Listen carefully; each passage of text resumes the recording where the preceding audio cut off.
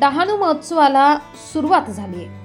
31 जानेवारी ते 2 फेब्रुवारी 2025 या 3 दिवसांच्या कालावधीत डहाणू महोत्सवाचे आयोजन करण्यात आले आहे। डहाणू समुद्र किनाऱ्यावरील सीवू पार्क आगार रोड येथे या महोत्सवाचे आयोजन करण्यात आले आहे। या महोत्सवात प्रवेश सर्वांना मोफत आहे। तर डहाणू शहराला एक उत्कृष्ट चाकोरी बाह्य तरीही सहज पोहोचण्याजोगे सुट्टी घालवण्याचे ठिकाण म्हणून सर्वांपुढे आणण्याच्या उद्देशाने या महोत्सवाची संकल्पना विकसित करण्यात आली आहे। त्याचप्रमाणे स्थानिक कला, संस्कृती आणि उद्योजकतेला प्रोत्साहन देणे हेही या महोत्सवाचे उद्दिष्ट आहे असे प्रशासनाकडून सांगण्यात आले। हा वार्षिक महोत्सव महाराष्ट्र शासन, स्थानिक प्रशासकीय यंत्रणा आणि डहाणू नगर परिषद यांच्यातर्फे संयुक्त आयोजित करण्यात आला आहे। डहाणू महोत्सवाच्या पहिल्या आणि दुसऱ्या पर्वाला 2.5 लाखाहून अधिक जणांनी भेट दिली होती।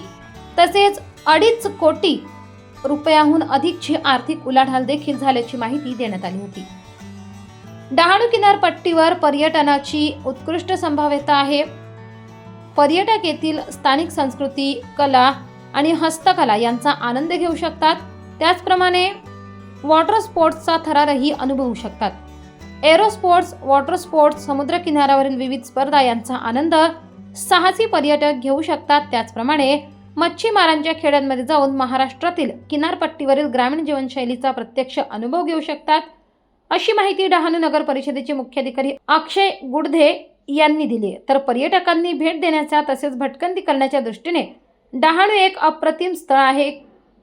वीकेंडसाठी सुद्धा हे उत्तम स्थळ आहे।